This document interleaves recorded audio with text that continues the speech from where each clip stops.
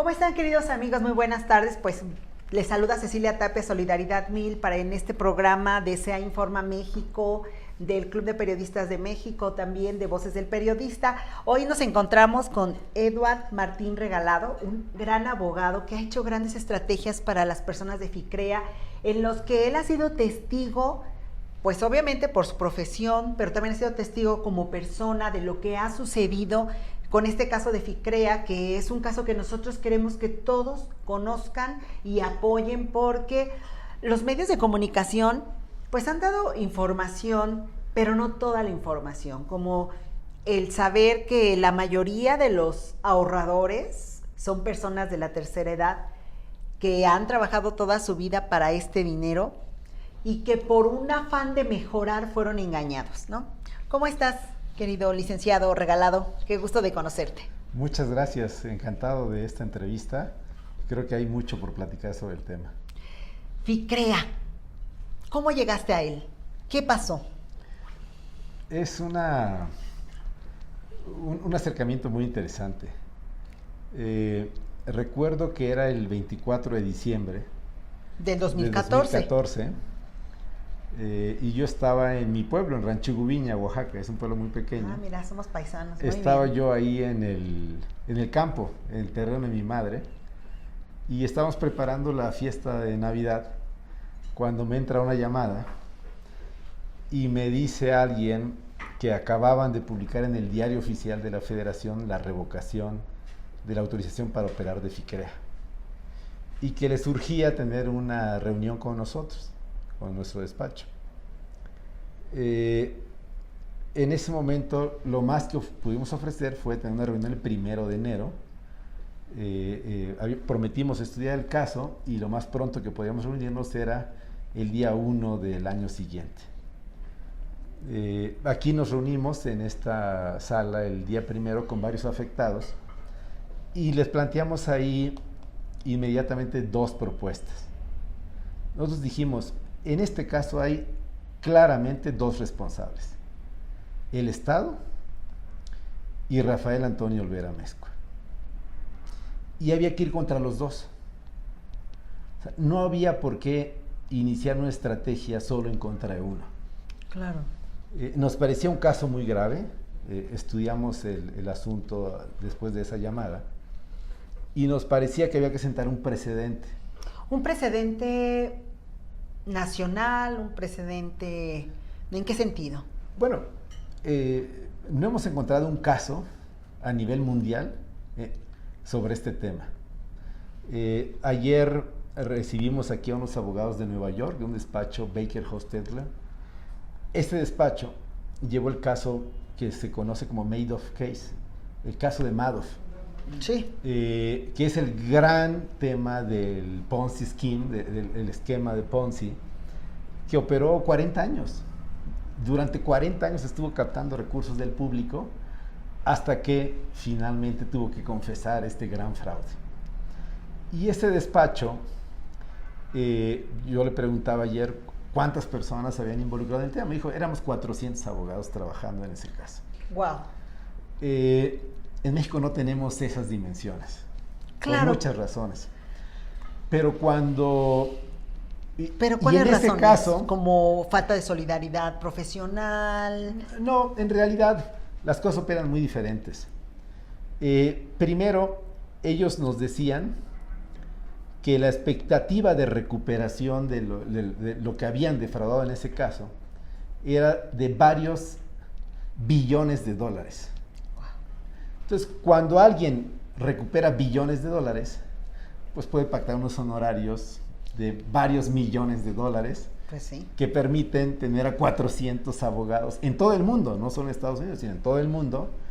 Y él nos decía, encontramos bienes, transferencias a través de las Islas Caimán, de regiones de África, obviamente pasaron por Suiza, por Inglaterra, salieron de Estados Unidos, y tuvieron que llevar una serie de acciones legales en varias jurisdicciones del mundo, e intervinieron muchas empresas, pero ellos tenían garantizado unos honorarios por la manera en que opera. Allá en Estados Unidos hay un seguro, que ese seguro responde por los honorarios del síndico, digamos, el trustee que ellos le llaman en Estados Unidos, y este trustee puede tener, gracias a ese seguro, un equipo legal inmenso como eran esos 400 abogados, que en México eso es imposible.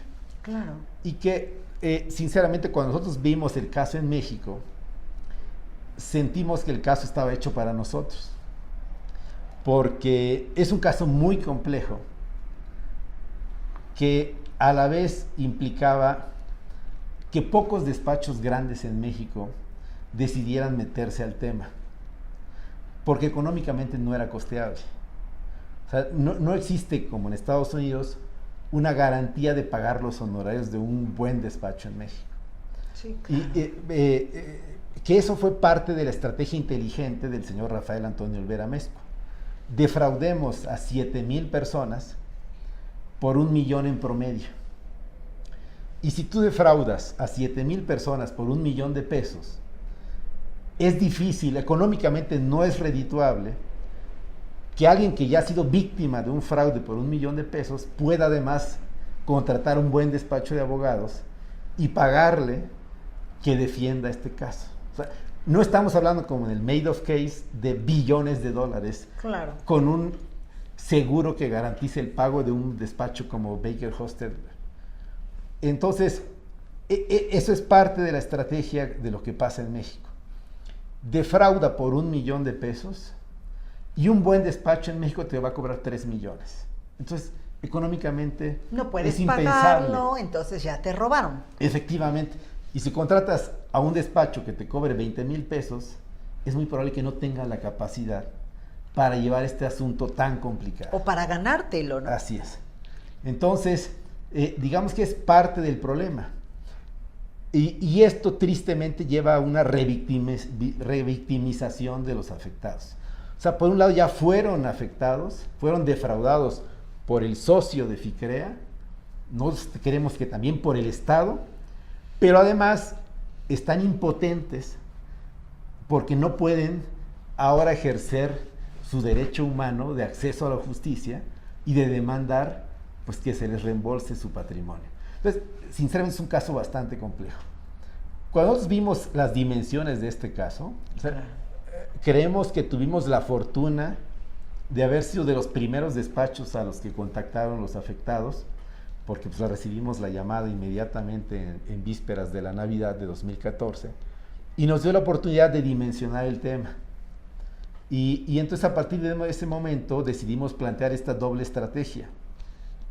Queremos y estamos convencidos que hay dos responsables, el Estado y Rafael Antonio Olvera Amezcua, y había que ir contra los dos.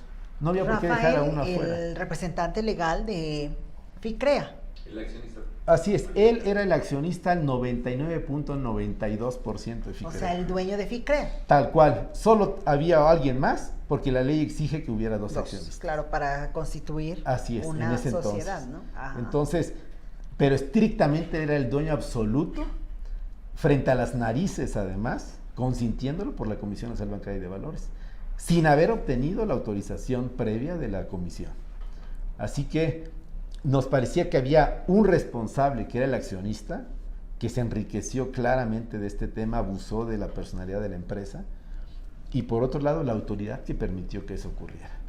Y por eso planteamos esas dos estrategias. Dijimos, hay que demandar a los dos, no dejemos fuera a ninguno, ni a Rafael Antonio Olvera Amezcua, ni al Estado. Híjole, qué fuerte. Yo estoy muy impresionada. Fíjate que en todo esto que tú me comentas y que hablas de grandes despachos y que hablas de que esto no ha pasado en otro lugar del mundo, esta estrategia de defraudar a personas vulnerables, porque esa es la realidad de alguien que no pueda defenderse, como dices tú, pagar lo triple para recuperar una parte. Tú tienes una estrategia. ¿Cuántos clientes tienes de FICREA? Sí, al día de hoy tenemos 50 aproximadamente. 50 casos, todos diferentes, importes distintos. Todos diferentes, importes distintos, pero los agrupamos básicamente en 6 demandas colectivas. Ok. Primero empezamos con un grupo de 10. En su momento nos invitaron a participar en una especie de conferencia que hubo en Tlatelolco, a principios de año de 2014, pero nuestra convicción no es de ir a ofrecer nuestros servicios y tratar de promocionarnos como abogados, ¿no? Hay algo que le llaman los gringos como el Lawyers Parade, que es como un desfile de a ver quién, el abogado más atractivo. Y ese, ¿no? No íbamos a competir contra muchos abogados. Claro. No era nuestra intención. Entonces, no nos presentamos en esa reunión diciendo vengan y contrátennos y nosotros somos mejores abogados. Vamos a decir eso. Además, no hay manera para objetivamente sostener que somos mejores abogados que otros despachos. Entonces, en cuanto la gente se acercaba, si les parecía que éramos la opción correcta, nos contrataba. Claro. Siendo discretos en ese inicio. Entonces, primero nos contratan una docena de personas, hacemos un equipo de varios afectados y demandamos al Estado, pero simultáneamente hicimos una estrategia en donde demandamos a Rafael Antonio Olvera Amezcua y le embargamos todos sus inmuebles en México. Entonces dijimos, vámonos contra Rafael Antonio Olvera porque él es el que se enriqueció indebidamente. Y seguimos esos dos escenarios. Y que además nos permite cobrar, si no es con uno, con otro. Pero además llamar a cuentas a ambos, ¿no? Así que empezamos con una docena de afectados. Después un poco se fue difundiendo el tema, llegaron otros 10. Presentamos una demanda adicional a nombre de estos 10, llegaron después otros 10. Y así constantemente creo que fuimos ganando la confianza de varios de los afectados. De los afectados, víctimas ahorradoras de FICREA, claro. Oye, bueno, ya tienes estas 50 personas, pero hay 6,700. De estas 6,500 a 6,700, de estas personas han fallecido 40 en promedio. ¿Tú crees que del grueso estén buscando justicia los 6,500 o ya muchos decidieron ya no pelear? Yo creo que el tema de fondo es justicia. Por supuesto, o sea, justicia a la que hace un momento dijiste algo bien interesante que en este país sí está pasando. Que te nieguen el derecho humano a la justicia. Esa parte es muy terrible porque, bueno, tenemos el caso de FICREA, que es un caso que la gente está olvidando, no los afectados, no los abogados, gracias a Dios como tú que estás presente y que bueno, pues estás en la batalla legal, pero fíjate, justicia, ¿tú has sentido que las autoridades han puesto trabas, como ya con tu experiencia laboral como abogado, tú has sentido que este caso sea especial, que hay una red de corrupción, que algo sea diferente a lo que has manejado hasta el día de hoy? Sí, por supuesto. La autoridad demandada es la Comisión Nacional Bancaria y de Valores. Claro. Y si algo nos ha quedado claro es que esa comisión ha hecho todo porque este asunto no se resuelva. Y yo creo que... ¿Como obstrucción de la justicia? No, así es. Y el hecho de que obstruya, a mí me parece un signo de que tiene miedo, o sea, de que está panicada la autoridad, de que en el fondo puede perder el asunto. O sea, creo que para nosotros eso es esperanzador. Porque cuando uno ve a la autoridad asustada, quiere decir que no está tranquila, que sabe que puede perder el caso. Y entonces está tomando todas las acciones posibles para frenar nuestras demandas. Nosotros desde el día 1 confiamos en el Poder Judicial Federal. Nuestra apuesta siempre fue llegar a la última instancia.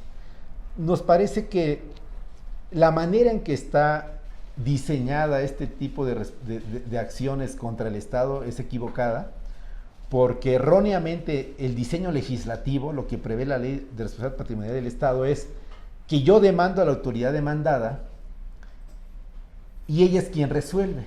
Y eso es un absurdo. Claro, porque pues es juez y parte, claro. Entonces dice, no, yo no fui, no lo hice con ese propósito, ¿no? Así es. Y no solo dice yo no fui, sino dice hago todo porque esto nunca se resuelva y que pasen 20 años hasta que yo diga al final que no tienes razón. Entonces, mi interés es señalar que no tienes razón, pero además atrasarlo lo más posible. Entonces, me parece que hay un error en el diseño legislativo. Claro. Porque entonces la CNBV ha hecho todo lo posible por dilatar el procedimiento y cada que alguien demanda a esta comisión, lo primero que dice es, suspendo el procedimiento, porque tengo otros 100, estoy muy ocupado. O suspendo el procedimiento o desecho la demanda porque ya prescribió. Entonces, la estrategia de la primera instancia ante la autoridad demandada es dilatar, o sea, violar este derecho humano a una justicia pronta y expedita. Entonces, nuestra apuesta, y nosotros fuimos siempre honestos con los afectados, es, si algo les dejamos claros es, este asunto no lo vamos a ganar el primer año, claro, ni el segundo año, ni el tercer año. Ni nunca entonces. No, les hemos dicho que podemos tener una respuesta a partir del cuarto año. Que estamos llegando al cuarto año a finales de este mes, ¿no? Y entonces muchos nos han dicho, volviendo a tu pregunta anterior, licenciado, a mí lo que me interesa no es recuperar mi dinero, claro, sino si tengo que fallecer, que eso ocurra con la convicción de que demandé al Estado y que estuve en la lucha en el último día. Sí, que no me voy a dejar. Exacto, así es. Entonces, ellos sabiendo que esto puede tomar muchos años, nos han dicho con esa claridad. Yo no sé si en 4 años esté aquí, como usted me dice que va a tomar 4 años. O 5. Pero sí quiero que cuando llegue ese día y yo me tenga que ir, que me vaya con la tranquilidad de que no me quedé con los brazos cruzados, que demandé al Estado y que estuve en pie de lucha. La verdad es que, pues eso es un gran compromiso para nosotros. Es un compromiso moral porque platicamos, ¿no? Toda esta parte que siempre somos humanos. Obviamente tienes una profesión, tienes una calidad humana, pero somos personas también. Y entonces, como persona, pues ves víctimas que tienes que defender, pero no solo defender, y que te comprometes a ganar, ¿no? Así es. O por lo menos dar la lucha, que esa claro, es la parte más interesante. Entonces, las personas de FICREA, que son por su mayoría personas de la tercera edad, que te buscan y que saben que pueden, por ahora sí como dicen, morir antes de tener un resultado. ¿Cómo va este caso, tú así en tu situación jurídica? Bueno, estamos en el momento más importante. Ahorita. Así es. O sea, por eso vale mucho la pena esta entrevista. Porque aunque mediáticamente el asunto ha ido descendiendo y también moralmente es muy difícil para los afectados mantener esa esperanza después de tantos años, claro, la fortaleza, y de ver cómo se van ¿no? cerrando las puertas. Sin embargo, jurídicamente es el momento más crucial de este juicio de FICREA. Quizá hubo quien prometió cosas en un mes, en 6 meses, en un año, y cuando muchos vieron que eso no sucedió, se desilusionaron. Dicen que no hay peor cosa que la desesperanza. Pero después de 4 años, en mi opinión, estamos en el momento más importante y es fundamental que los afectados lo sepan, que se den cuenta que hoy, en realidad, estamos decidiendo lo que ellos pensaron quizá que se iba a definir en el primer año o a los 6 meses. Nosotros, tristemente, nunca creímos en la primera instancia, que era que la CNBB resolviera. O sea, era inimaginable para nosotros que la Comisión Nacional Bancaria de Valores se diera un balazo en los pies, en el Así pie. es. Sí, fui yo, pa. Eso ¿no? era impensable. Entonces nos dijimos, señores, eso no va a pasar. Al contrario, aquí hay un tema que el legislador no se percató. Las víctimas de FICREA, cuando nos llegan a ver, ¿qué nos traen? Una ficha de depósito. Sí, claro. Entonces, uno como abogado, aunque uno tenga un presentimiento, una sensación, uno puede decir, sería irresponsable, el Estado es culpable. Pues como con una ficha de depósito uno llega a ese salto mortal de decir, el Estado es culpable. Bueno, la verdad es que no hay elementos. O sea, para llegar a esa afirmación, primero hay que investigar y hay que estudiar el caso. Pero ¿quién tiene los elementos para saber si el Estado es o no responsable? La autoridad demandada. ¿Y nos va a dar esa información? Evidentemente no. Así que, volviendo al tema del error legislativo, en el diseño de esta responsabilidad patrimonial del Estado, no solo se equivocan al plantear que la primera instancia es ante la autoridad demandada, sino toda la información para saber si hay o no responsabilidad del Estado la tiene la autoridad demandada, que no nos la va a entregar. Y mucho menos si vemos que la ley establece que el plazo de prescripción es de 1 año. Claro. Así que pareciera que todo está construido para que no haya justicia. Exactamente. Entonces, durante el primer año, nosotros fuimos muy responsables y le dijimos a nuestros clientes, no vamos a demandar al Estado. Hubo quien demandó en marzo, hubo un grupo de 1,800 ahorradores que demandaron en marzo.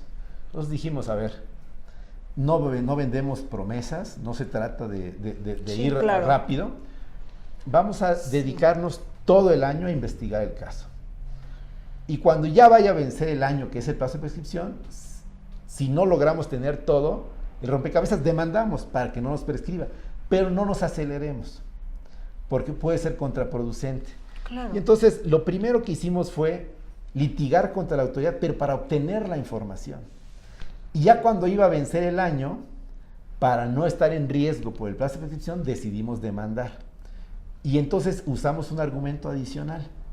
A mí no me puedes exigir que demuestre mis afirmaciones cuando la autoridad que tiene los documentos para demostrarlo no me las entrega.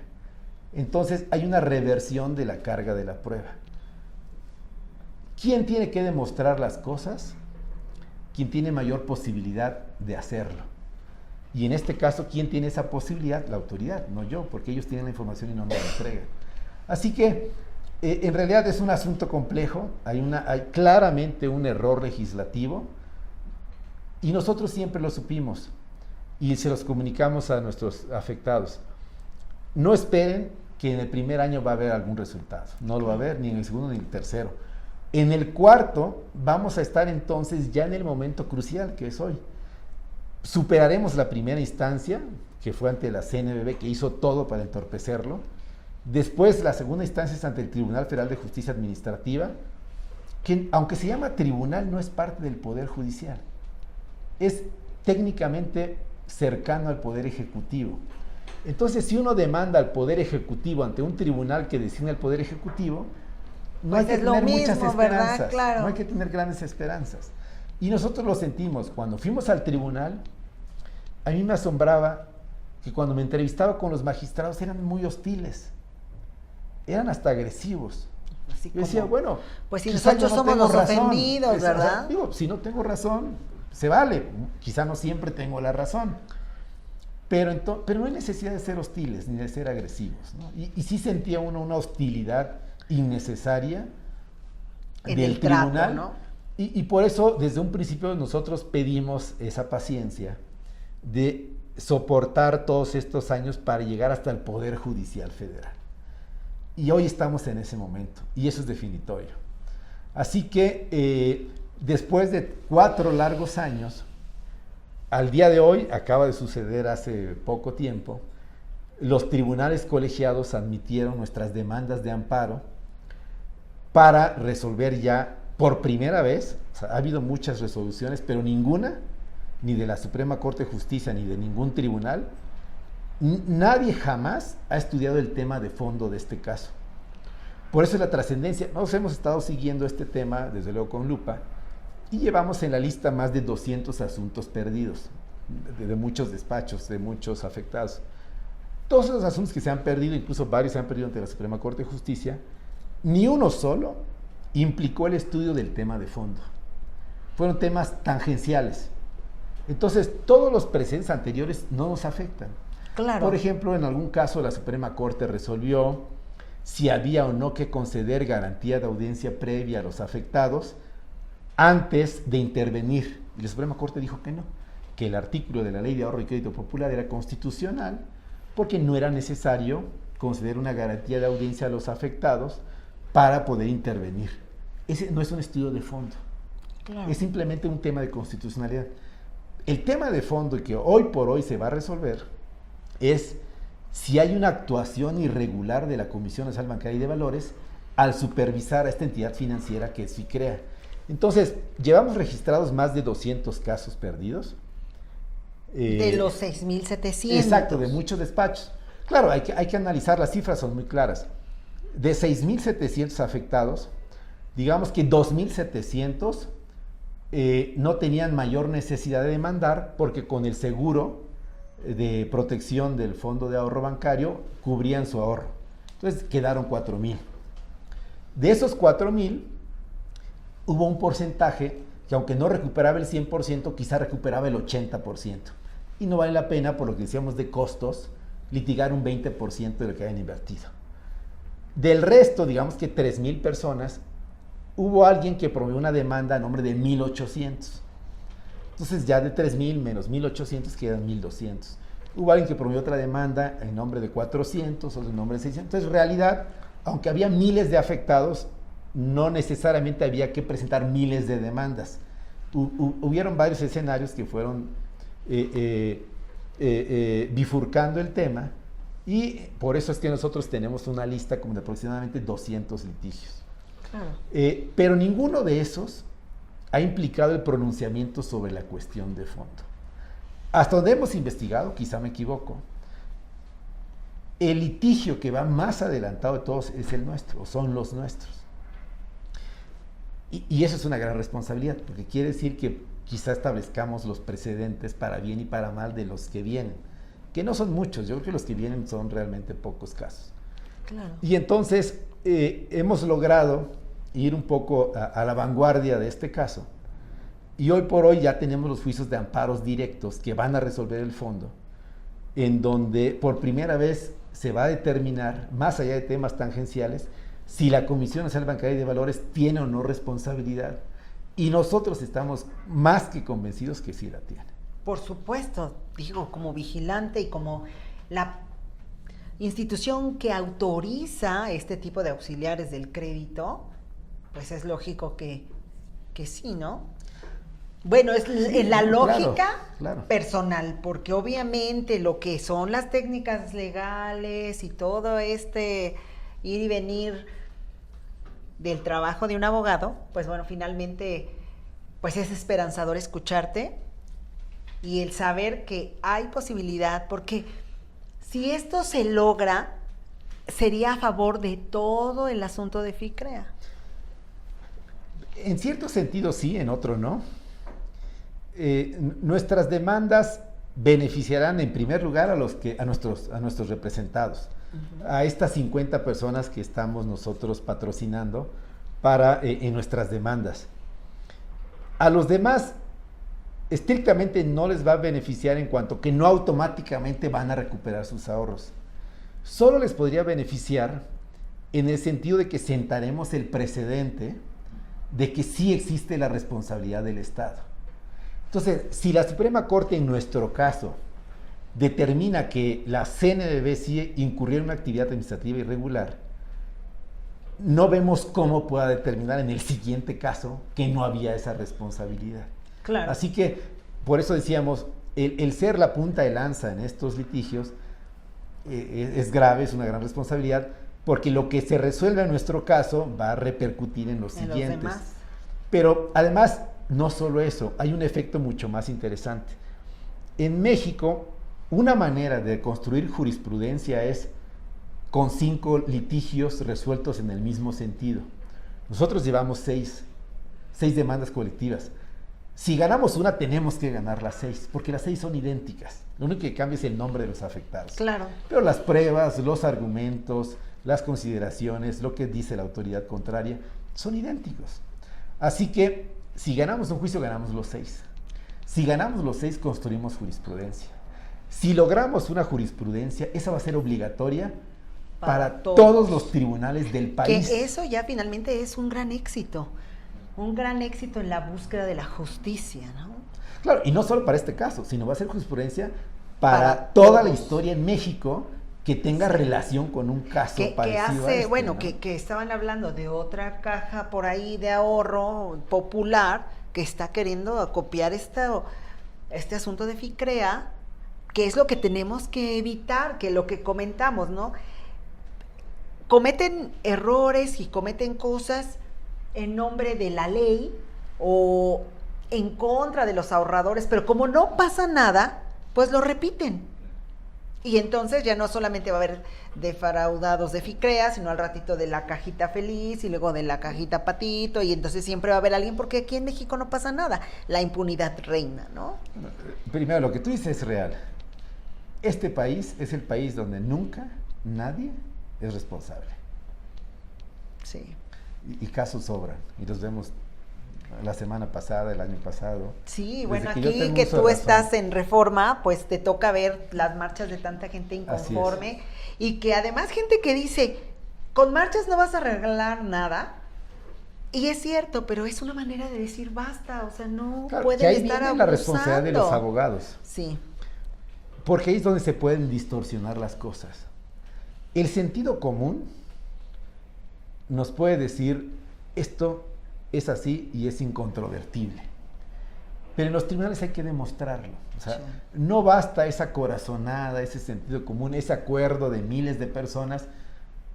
Todos podemos decir, a ver, hubimos 100 millones de mexicanos que vimos en una televisión a alguien recibiendo dinero y que se llevaba hasta las ligas. sí. Y el tribunal absolvió. A ver, 100 millones de mexicanos lo vimos. ¿Que el juez no lo vio? O sea, ¿qué es lo que pasa? Que entonces, cuando ese caso se somete a los tribunales, pues los abogados tienen una responsabilidad. Tanto el abogado que fue el Ministerio Público como el abogado que fue la defensa. Y ahí es donde no basta lo que 100 millones de ojos vieron y donde dices, a ver, ¿por qué esa sentencia del juez absolutoria?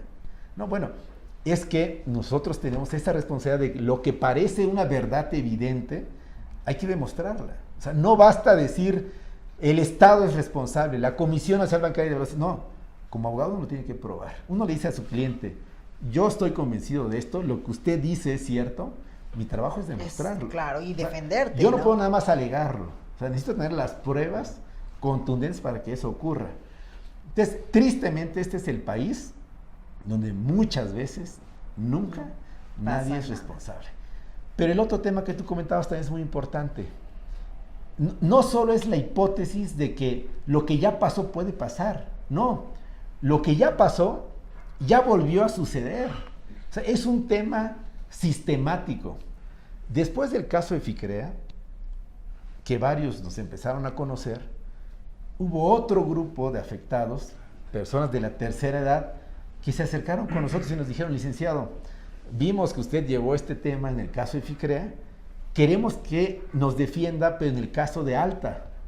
Alta Entonces, una entidad es financiera, otra entidad financiera auxiliar del supervisada crédito. por la Comisión Nacional Bancaria y de Valores. O sea, encontraron ya un nicho nuevo de Entonces, negocio. exactamente. Entonces, en Ficrea fueron 7,000 familias, casi 7,000 millones, y Alta fueron 4,000 familias, casi 4,000 millones. El mismo esquema. Entonces, ni siquiera es algo que pueda pasar, es algo que ya pasó y que cada semana pasa, y que entonces cuando uno va a Oaxaca nos dicen es que aquí hay una entidad que se llama... Caja de Ahorro Popular Merenganita. La Flor de la Abundancia. Así se llama. Y entonces nos dicen, es que la Flor de la Abundancia me ofrece y paga y sí funciona. Bueno, oigan, hay que tener cuidado porque vean lo que ha pasado, ¿no? Entonces, la verdad es que el caso no es ni siquiera un tema imaginario, sino repetitivo, sistemático. Y la pregunta es, ¿qué ha hecho la CNBB? O sea, ¿qué ha pasado con esos casos, ¿no? Y por eso es que es importante no solo decir, vamos a sentar el presente para defender a los afectados, de Ficrea, sino para que no pase también con todos los que vienen. que no siga pasando, porque Mira, si ya pasó, estamos hablando, hace un momento te mencionaba yo coincidir, ahorita tú me dices de Alta, que a lo mejor no se hizo tanto ruido, no salieron los medios, pero hay 4,000 personas afectadas más, víctimas del robo institucional. Así es. Entonces, el tema es, ¿cuál es el objetivo de la Ley Federal de Responsabilidad Patrimonial del Estado? El objetivo es uno, mejorar los servicios del Estado cuando actúa frente a sus gobernados. Si no hacemos real ese objetivo de la ley, no van a cambiar las cosas. Entonces, nuestra apuesta es decir, a ver, ¿cuándo va a cambiar esto? Cuando tengamos una sentencia que le diga a la Comisión Nacional Bancaria y de Valores, lo que tú hiciste en el caso de Ficrea fue equivocado. Y más te vale que respondas y que tomes las medidas necesarias para que no vuelva a ocurrir. Si los tribunales dicen lo contrario y absuelven a la CNBB, es darle una bendición para que sigan siendo irresponsables y totalmente negligentes. Entonces, esa es la trascendencia del caso. Claro. Fíjate, en este, bueno, que es un caso histórico, nosotros, yo hace un momento te preguntaba como abogado, pero es como decimos, ¿no? Hacer historia con este tipo de cosas en la defensa de gente vulnerable, de gente engañada de la buena fe, porque de repente alguien dice que ser buena persona es ser tonto, pero no es cierto. Ser buena persona es cuando tienes los valores bien puestos y resulta que eso hoy en día, pues como ya no es moda, entonces quieren abusar de ti. Y si tú quieres mejorar la vida trabajando, ahorrando, buscando mejores intereses, entonces es tu responsabilidad y no la responsabilidad de seguridad del Estado, de la vivienda, de la salud, del ahorro, etcétera, etcétera, en la que vivimos como comunidad, ¿no? Así es. Y tú, por ejemplo, este caso que me dices, estoy impresionada, pero yo deseo de corazón y sé que vamos a llegar a buen puerto con este tema. Yo quería pues subirlo a las redes, al programa, porque yo siempre creo que la memoria colectiva es como muy corta.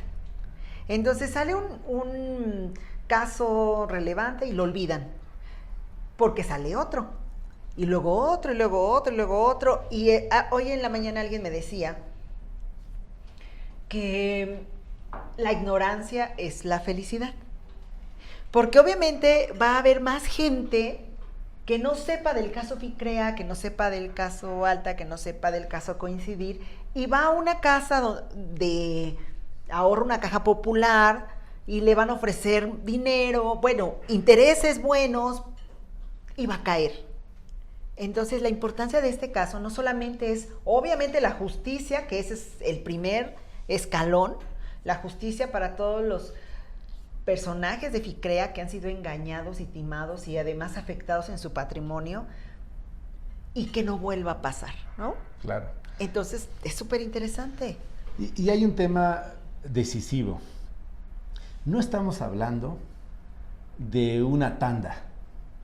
No estamos hablando de la flor de la abundancia que ponía el caso en Oaxaca, en donde uno podría cuestionar la ingenuidad del afectado. Claro. O no la ingenuidad, sino como también la CNBB ha dicho, la voracidad de la víctima, ¿no?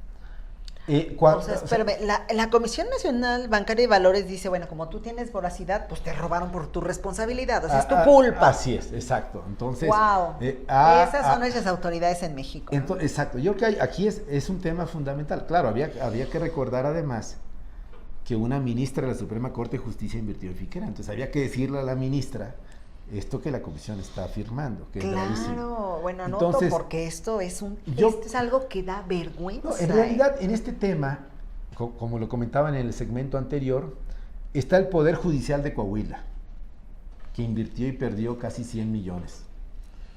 El Tribunal Superior de Justicia de la Ciudad de México, más de 100 millones, como 112 millones. La Arquidiócesis, ministros de la Suprema Corte de Justicia, magistrados, gente que tenía despachos de asesoría financiera. Entonces, a ver, cuando uno analiza qué tipo de personas fueron afectadas, pero además la tasa de interés no era voraz, o sea, no era desproporcionada. Por ejemplo, la ley de Guerrero, el Código Procesal Civil de Guerrero, o el Código Civil de Guerrero, establece como interés legal el 12%. FICREA ofrecía el 8, el 10, el 11%. A ver, ¿eso era desproporcionado? Bueno, desproporcionado si el CAP de la tarjeta de crédito, exacto, que es el 180%, un 200%. Ajá. Entonces, a ver, me están ofreciendo el 8%, el 10%, o sea, no es realmente una tasa de interés inaudita, inverosímil, como para que uno diga, eso sí, por aborazado, por atascado, invertiste cuando debiste haber pensado que eso no era real. Bueno, si me hubieran ofrecido el 80%, sí, ese argumento sería creíble. Claro. Pero ya estaban ofreciendo un poco más de la tasa del mercado y menos del interés que prevé la ley. Pero además algo interesante. Cuando alguien invierte, hace un momento comentabas de la flor de la abundancia y decías, bueno, la ingenuidad de un personaje de provincia quizá como nosotros, que yo también soy de provincia, puede ser que vivamos este engaño. Pero en la ciudad, a lo mejor alguien dice, bueno, voy a revisar, está en regla, la Comisión Nacional Bancaria de Valores pues tiene el permiso, el SAT tiene su alta, su visto bueno y todas las autoridades dicen que sí. Y resulta que te dice una autoridad por tu voracidad de yo le di permiso a un tipo de tocar tu avaricia. Exacto. Y entonces es tu responsabilidad. Ese es el tema. Ahí es donde nosotros podemos conectar el fraude con el Estado, con la responsabilidad patrimonial del Estado. Porque habrá quien diga, a ver, ¿por qué demandan al Estado si es un tema entre particulares? Tú le diste tus ahorros a Rafael Antonio Olvera Mezcua vía FICREA, y bueno, pues se perdió el dinero, te defraudó, pero pues es un tema entre particulares. Ustedes fueron, ¿por qué exigir que del erario público te respondan? Porque entonces al rato, si yo voy caminando aquí en la avenida y me asaltan, pues diré responsabilidad patrimonial del Estado, porque no hubo un policía que me defendiera, claro. Como no me cuidó, me asaltaron, quiero que me regresen mi celular. O sea, hay que dimensionar el tema porque justamente la gente se puede preguntar eso. Aquí el tema que conecta y que hace determinante la responsabilidad patrimonial del Estado es ¿por qué todos estos afectados depositaron sus ahorros sin dudarlo en esta entidad financiera? Simplemente porque traía la gran marca de la Comisión Nacional Bancaria y de Valores. Exacto, que ese es el respaldo institucional, el respaldo de gobierno a tu ahorro. Exacto. Yo solo tengo una cuenta bancaria. Toda mi vida solo he tenido una. Y cada que se necesita voy y deposito algo. Claro. Y jamás en mi vida me he preguntado, el de la ventanilla me va a defraudar, será empleado, se va a quedar con mi cheque, lo va a depositar. No lo va a depositar. O sea, exacto, o sea, no, pues yo voy, aun siendo abogado y además abogado litigante, que tengo una mentalidad diseñada para dudar y para cuestionar y para prevenir, pues uno va con esa tranquilidad, uno ve el logo de la entidad financiera. Claro. Y pues yo no dudo, siendo abogado litigante no dudo. ¿Por qué los afectados depositaron en FICREA sin dudar? Pues por eso. Sí, justamente por eso, porque entonces ven el gran respaldo de la Comisión Nacional Bancaria y de Valores, ven que esta entidad financiera se anuncia en la radio, en la televisión, en los automóviles de la Fórmula 1, entonces en los periódicos, dice, bueno, esto no es un fraude, esto está a la luz del día, y si yo lo sé, lo sabe la Comisión. Y la Comisión lo sabe y no hace nada, entonces todo está bien. Ahí es en donde el respaldo del Estado, que me da esa tranquilidad de invertir en una entidad financiera así, lo hace responsable. Y ahí es donde hemos manejado un argumento central. Nosotros somos, en un área importante del despacho, expertos en la parte civil. Y en materia civil hay un argumento de siglos, o sea, no de ahorita. Si uno lee a los hermanos Massot, los franceses de hace 2 siglos, ellos ya hablaban de que cuando alguien supervisa, es responsable de lo que hace el supervisado, de las fallas del supervisado. Entonces dicen, el supervisor es corresponsable del supervisado porque hay una culpa que se presume, de manera que cuando el supervisado se equivoca, el supervisor tiene que responder y la víctima no tiene ni que demostrarlo. Y entonces el caso es saber si hay un menor de edad, un niño de 5 años que rompe unos cristales, bueno, ¿de quién es la culpa? Pues del supervisor, de los padres, si está en una guardería, del director de la guardería, de los maestros, si va con los tíos, pues los tíos. Porque el supervisor que está a cargo del supervisado tiene que responder. Claro. Si uno tiene un animal, un bulldog, y va uno paseando al bulldog y el bulldog muerde a un niño, bueno, ¿de quién es la culpa? Pues del encargado de supervisar a ese animal. Así es. Ese es un principio desde milenario, Roma. Sí, ¿no? Desde los grandes clásicos. Si la Comisión Nacional Bancaria y de Valores supervisaba a FICREA, y FICREA mordió, desapareció 7,000 millones, lo hizo en las narices de la autoridad. y con el permiso de la autoridad. Exacto, o sea, Rafael Antonio Olvera Amezcua, por ley, la ley de ahorro y crédito popular lo obligaba, antes de tomar parte de esta entidad financiera, antes de tomar el control de las acciones, a pedirle permiso a la CNBV. Y no solo eso, también necesitaba tener la autorización de una entidad que supervisaba de manera auxiliar, que es la entidad, la Federación Atlántico Pacífico. Entonces, tú y yo, nadie de los que estamos acá, puede adquirir el 5% de las acciones de una entidad financiera. Tú no puedes decir, tengas o no tengas ese dinero, supongamos que ojalá lo tuviéramos, que dijéramos, pues quiero tener el 5% de las acciones de Banamex o de Citibank o de HSBC. No podemos. Lo primero que hay que hacer es decirle a la CNBV, autorízame a adquirir el 5% más de las acciones. ¿Por qué? Porque no es un tema menor. No se trata de comprar jitomates. Estás comprando acciones para tener el control de una entidad financiera que capta recursos del público. Y esa captación de recursos del público implica la posibilidad de defraudar o de generar una afectación masiva en el mercado financiero y afectar todo el sistema financiero y afectar en concreto a esas personas. Entonces es un tema grave. ¿Qué tiene que hacer la autoridad? Autorizarte previamente.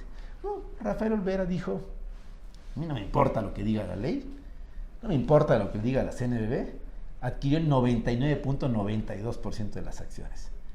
Jamás le pidió permiso a la CNBV. No solo eso, lo hizo en las narices de la CNBV. Y la CNBV, en vez de llamar a las cuentas en ese momento a Rafael Antonio Olvera, que era lo que tenía que hacer, ¿qué hace uno como autoridad? Inicia un procedimiento sancionatorio, un procedimiento administrativo, te llamo cuentas, multas, alerto al público, oigan, no depositen sus ahorros en esta entidad. No, eso fue en 2010. Acabó 2010, no hizo nada. Pero aparte hay un antecedente. Este señor, Rafael Antonio Olvera Amezcua, ¿sí?, que has mencionado, que es el representante legal y dueño casi absoluto de FICREA, ya tenía unos antecedentes de fraude bancario y aún así, de haber sido en algún tiempo inhabilitado, la Comisión Nacional Bancaria de Valores le dio permiso de tener un auxiliar financiero del crédito. Bueno, no solo eso. FICREA se constituye en 2008. Empieza a operar estrictamente en 2010. Entre esos años de 2008 a 2010, que no opera, porque está en todos los trámites administrativos, creación de manuales de organización, cómo captar recursos del público, todo el software, o sea, arrancar una entidad financiera no es como una tienda de abarrotes, o sea, realmente es muy complejo. Claro. Y hay que pasar todo un procedimiento con la filtros, autoridad. Exacto, etcétera, capacitar etcétera. todo, acreditar capitales, muchas cosas. En esos 2 años, de 2008 a 2010, FICREA quiebra. Eso debió ser una primera alerta roja para la autoridad y sobre todo frente a los afectados. Ahorradores, claro. Y además eso lo tenemos por escrito, o sea, nada de lo que estoy diciendo es suposición, o sea, lo tenemos documentado. Entonces, dentro de la investigación y los documentos que recibimos de la autoridad, tenemos un oficio de la Conducef, en donde la Conducef dice en 2010, FICREA está en quiebra. ¿Qué tiene que hacer la autoridad cuando quiebra una entidad financiera? Pues alertar al público, o sea, no puede decir, no pasa nada. O sea, no es, como decíamos, no es si quiebra una tienda de abarrotes, pues no tienes que avisarle a la gente. Bueno, pues quebró porque se da cuenta que ya no hay sabritas, ya no hay queso, ya no hay... Bueno, pues no pasa nada, ¿no? Pero aquí, cuando es una entidad financiera que capta recursos del público, hay que alertar a la gente. Es más, en nuestro caso yo tengo clientes que depositaron sus ahorros un día antes de que revocaran la autorización de FICREA en noviembre, o que intervinieran en noviembre de 2014. La intervención fue el 7 de noviembre de 2014. Tengo clientes que depositaron sus dineros el día 6 de noviembre. ¿Por qué la autoridad no alertó? Así que, en realidad... hay responsabilidad de la Comisión Nacional Bancaria de Valores, porque bueno, en ese sentido, ojalá que todo nuestro público esté atento a esto y se dé cuenta que el tema central justamente es la permisividad de la autoridad que en este caso sería la Comisión Nacional Bancaria de Valores, todo un supuesto de que iba a estar todo bien y ellos palomean, pásale, ve y pídele el ahorro a todos, juntamos el dinero, nos lo quedamos, lo robamos, pero nadie le dice a los ahorradores, alto, esto está mal. Así es. Mira, el tema es muy grave. Claro. Y es muy concreto, o sea, no hay que hacer afirmaciones al aire. Rafael Olvera toma el control en 2010 de FICREA. Cuando está en quiebra, aprovecha esa etapa y le compra a los fundadores de FICREA sus acciones, volándose las trancas, sin pedirle permiso ni a la CNBV, ni la aprobación de la Federación Atlántico Pacífico. ¿Y qué hace? La CNBV consciente, como hemos dicho, pasa 2010 y la CNBV no hace nada. Transcurre el 2011 y no hace nada. Continúa el 2012 y sigue haciéndose de la vista gorda. 2013 no pasa nada. Cuando en 2014 la Comisión Nacional Bancaria y de Valores decide ya intervenir y revocar, inicia el procedimiento. O sea, pasan 4 años y la CNBV no se mueve en lo absoluto, consciente, permite, tolera, entra en una actitud de connivencia y de complicidad frente a Rafael Olvera, y ya cuando sabe que va a intervenir y dice, no me puedo hacer tonta, o sea, tengo que hacer algo porque entonces me van a llamar a cuentas, inicia un procedimiento sancionatorio contra la FICREA, y ¿qué dice después? Lo doy por terminado porque ya es absurdo seguir un procedimiento de sanción porque ya la revoqué. Claro, ya era absurdo. Lo que debió hacer es 4 años antes haber investigado. Entonces se esperó, dejó pasar todo. Cuando vio que ya era irremediable el tema y que tenía que actuar, entonces dijo, pues vamos a fingir un procedimiento de sanción. Lo inició hoy y mañana le dio carpetas. Porque dijo, lo que yo inicié ayer, pues, ya no me va a llevar a nada. Además es justificación. Mira, yo me di cuenta, pero mañana digo, bueno, pues no va a pasar nada. Claro, porque ya le revoqué la autorización, ya para qué sanciono a una entidad que ya no tiene que ya no permiso. opera. Exacto, claro. Eso fue lo que hizo. Pero no solo eso. Cuando Rafael Olvera en 2010 toma el control del FICREA sin la autorización de la CNBV, ¿qué es lo primero que hace? Cambia el director general de FICREA, pues que es lo normal. Cuando alguien adquiere una empresa, toma el control, pues hay que poner a nuevos directivos y entonces empezar a dirigir, ¿no?, nuevamente. Entonces designa a Rafael Olvera como el director general de FICREA a Sergio Ortiz Valencia. Ese es el director general. Sergio Ortiz Valencia. Es el director general de FICREA. ¿Qué hace Sergio Ortiz Valencia como director general y Rafael Antonio Olvera? Pues evidentemente entran en una serie de relaciones con la CNBV. O sea, ¿cuántas entidades financieras hay en México? ¿Cuántos bancos hay? Seguramente si nosotros compráramos un banco, el presidente de la CNBV sabría quiénes somos, porque tampoco es que haya 300,000 bancos. No, por supuesto. Entonces, en cuanto uno entra a esas grandes ligas, todo el mundo sabe quiénes somos, ¿no? Y estaríamos en un círculo privilegiado. Y en la revista Forbes Entonces, también. la CNBV inmediatamente supo, pero no solo supo por una cuestión de facto, sino por una cuestión que es lógica, porque entonces, ¿a quién le dirige la CNBV los oficios, cualesquiera que sean, para visitas ordinarias, visitas extraordinarias, para lo que sea, cualquier comunicado de hay que regular de esta manera? Pues al director general. Entonces, claro, obviamente hay una relación de comunicación formal, tenemos todas las cartas, de la CNBV al director general de FICREA y del director general de FICREA a la CNBV. Es obvio, pues si no, ¿con quién se comunica? No se van a comunicar con el de la ventanilla. El director de la CNBV le manda cartas al director general y el director general le responde. Y hay comunicados, tenemos todos esos sellados. O sea, la CNBV no lo puede ignorar. ¿Y después qué ocurre? 10 días después, o sea, no dejaron pasar mucho tiempo, fue inmediato.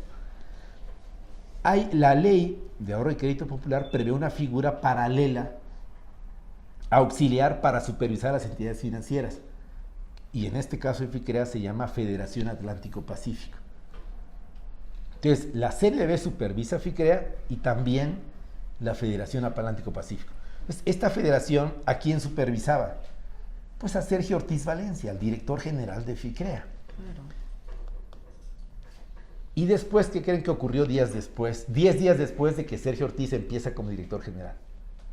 Hábilmente, Sergio Ortiz Valencia, lo designan en la estructura de la Federación Atlántico-Pacífico y en la estructura interna de su supervisor, lo nombran el comisionado de la vigilancia interna de la Federación Atlántico-Pacífico. ¿Eso qué es? Un conflicto de interés. Claro. La Federación Atlántico-Pacífico supervisaba a Sergio Ortiz Valencia como director de FICREA e internamente Sergio Ortiz Valencia supervisaba a la Federación Atlántico-Pacífico porque era en su órgano interno el comisionado de vigilancia. Eso aquí y en China es un conflicto de interés. O sea, en realidad tenemos muchos argumentos muy concretos, podemos aquí estar 30 horas hablando. No, pero fíjate, o sea, no solamente ese, que el tema es muy interesante, que da mucho que decir, y yo comentaba mucho con las personas, con las chicas que me dieron el favor de tu contacto, de la entrevista para este caso de FICREA, y porque yo les decía, es que no puede ser que olvidemos un fraude de este tamaño que hoy afectó a casi 7,000 personas, pero mañana puede afectar 10,000 porque encuentran el modus operandi para el fraude, claro, y nadie haga nada y lo olvidemos, y entonces esa frase de que el que olvida su historia pues está condenado a repetirla. Esa es la razón. Yo sé que a lo mejor pues sí es cansado y te agradezco muchísimo tu tiempo y sé que es mucho que decir, pero ojalá que todas las personas, porque vamos a escribir, lo vamos a publicar en alguna revista, todo esto se va a ir a redes, se va a ir a tele, se va a ir a radio. ¿Por qué? Porque es algo que las personas de México ya tenemos que ir rompiendo esta impunidad. Que no pase nada, yo te robo, te mato, te hago cosas espantosas e indecibles y no pasa nada. Y entonces hay repetidores de estas historias y lo vuelven a hacer, ¿no? De acuerdo. Eso es parte del propósito. O sea, en realidad es esto un tiene gran una propósito. Doble finalidad. Defender a los afectados. La justicia. Y sentar el precedente para que no haya más afectados. Fíjate, esa parte me gusta mucho. Yo te preguntaba al principio o antes de la entrevista y te decía, como persona, porque ahorita ya todo lo que nos cuentas como abogado, pues yo me quedo impresionada y realmente muy esperanzada que este caso llegue a buen puerto. Quizá, como dices tú, no fue de un día, va a pasar 4 o 5 años, porque la justicia en México no es tan pronta y expedita como nos han platicado en los libros, como nos hacen creer, y cuando vemos los comerciales de todas nuestras instituciones, con todo el presupuesto de la nación ahí para que digan, hemos logrado esto, ¿no? Y son puros comerciales, como comerciales falsos, porque ya te vas a la vida real y encuentras que todas las personas que han sido afectadas en sus derechos humanos, aún por el acceso a la justicia, o por no poderse defender, o por X razones como las desapariciones, o las familias desplazadas, etcétera, etcétera, etcétera, tardan 10 y 11 años para lograr una justicia, ¿no? Así es. Si no es que antes se cansan de buscarla. Sí, hay que picar piedra en este asunto. El precedente que queremos sentar puede ser hasta políticamente incorrecto y seguramente los tribunales van a sopesar el ver si se atreven a dar este paso, porque podríamos sentar el precedente de que si al rato quiebra algún banco, alguien diga es culpa del Estado y los tribunales tengan pavor de que no haya presupuesto público que soporte defender la quiebra de un banco. Claro, pero entonces, es que además políticamente parece complicado. Podría ser incorrecto, pero el pueblo de México debe entender que existen otros auxiliares del crédito que no son cajas populares, que no son Sofoles o Sofón, que también existen las aseguradoras y todos estos ahorros del retiro que ahorras a 30 años o a 20 años y que imagínate que llegas al final de tu vida y quiebra tu aseguradora. Exacto. Esas cosas se deben de prever, por eso no es un tema única y exclusivamente de las personas de FICREA, es un tema de todos los mexicanos, de todos los ahorradores. Lo estamos viendo hoy, hace unos días que hablaban del nuevo aeropuerto internacional de México, en el que los ahorros, las afores, sin permiso de nadie, se están invirtiendo ahí, algunas, no todas. Y nadie va a decir nada, porque no hay una institución que diga, alto, espérate, el ahorrador está de acuerdo que agarre su dinero, y qué tal y lo pierden, y qué tal y ya, o están esperando que cumplas la edad del retiro y mueras y no tengan que pagarte. ¿Cómo está funcionando la justicia o cómo están funcionando las autoridades y qué es lo que no estamos viendo los mexicanos en un caso tan interesante? Y de repente creemos, FICREA no es mi problema. FICREA es problema de 6,700 y somos 150 millones de mexicanos, o sea, no puede ser nuestro problema. Claro que es nuestro problema. Y yo espero, de verdad, de corazón, que el licenciado Regalado y que toda la gente que vea, pues lleguemos a buen puerto y que otros ahorradores de FICREA no pierdan la esperanza y que te vengan a buscar. Y no es por comercial, es porque como personas tenemos derecho a esta justicia, ¿no? Confiamos en el Poder Judicial Federal. Es un gran reto. Me parece que lo ideal es que la Suprema Corte atrajera el caso, porque sería la primera vez que se analizara el tema de fondo. Tenemos ahorita 2 asuntos ante la Suprema Corte, pero por cuestiones de constitucionalidad. Nos gustaría...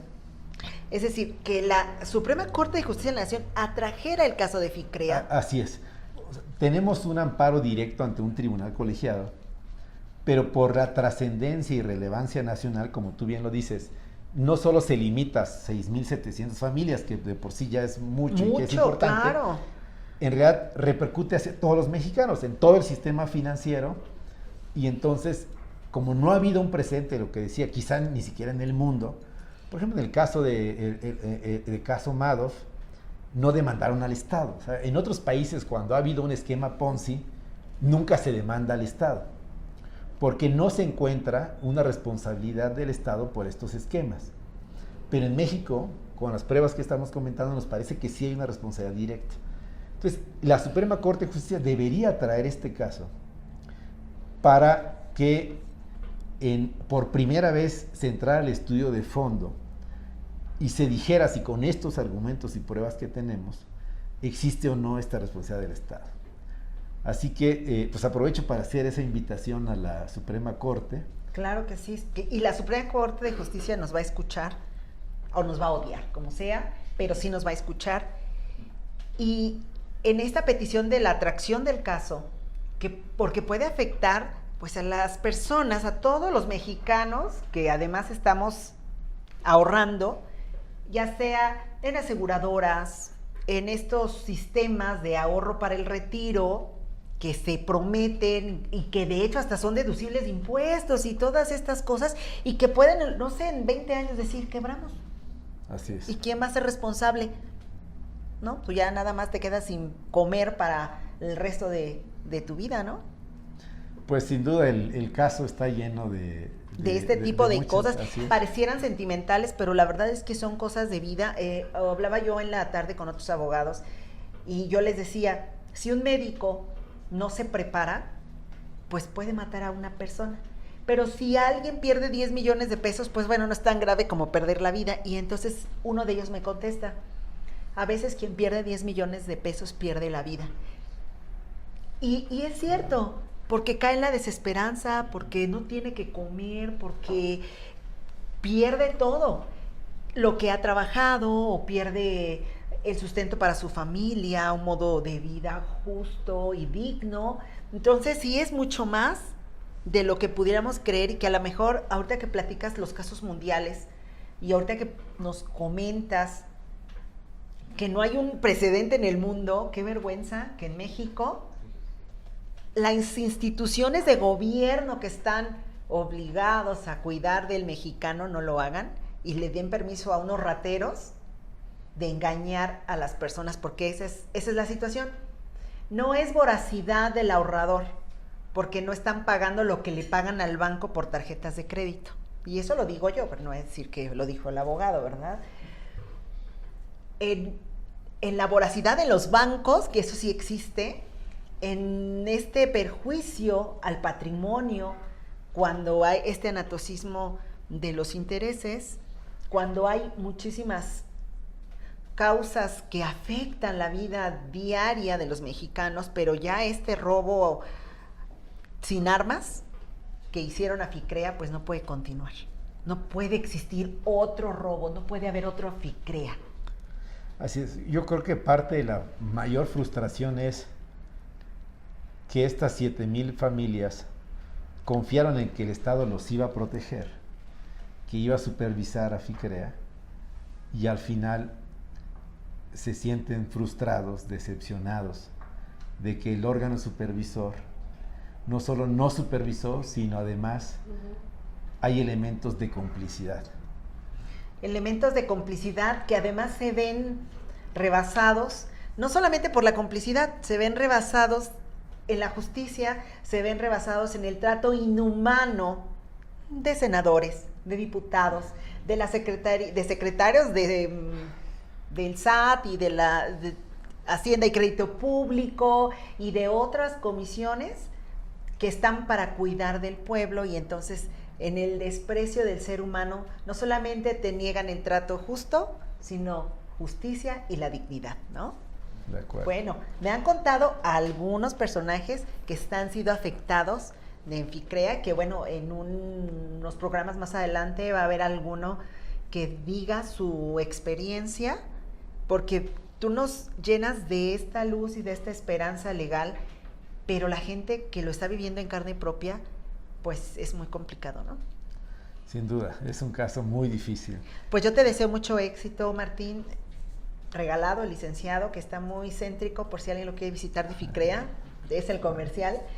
Y que sí voy a poner tus datos en el programa para Gracias. que puedan buscarte, porque no solamente es mi paisano, ¿verdad? Y los oaxaqueños somos muy aguerridos, Con mucho leales orgullo. y también, pues, que solidarios, ¿verdad? Así es. Entonces, el hecho de saber que estás en la defensa, que estás en la lucha, pues yo te lo agradezco en nombre de toda la gente de FICREA y de las personas que sigues, y de los mexicanos, porque ojalá que esto llegue a buen puerto, que la Suprema Corte de Justicia de la Nación nos escuche y haga lo que tiene que hacer, porque bueno, eso se necesita, la justicia en México. Así es, confiamos en que eso va a pasar. Eso va a pasar, hay cambios, vamos a decirlo a los nuevos diputados, a los nuevos senadores, que seguramente ya lo saben, pero este tema de FICREA debemos recordarlo todos los días, por todos los mexicanos, por todos los ahorradores y por supuesto por la gente que tiene esperanza en un futuro. Muy bien, pues muchas gracias. Gracias a ti, licenciado Regalado, pues fue un placer y muchísimas gracias. Al contrario, muchas gracias a ti. Hasta luego.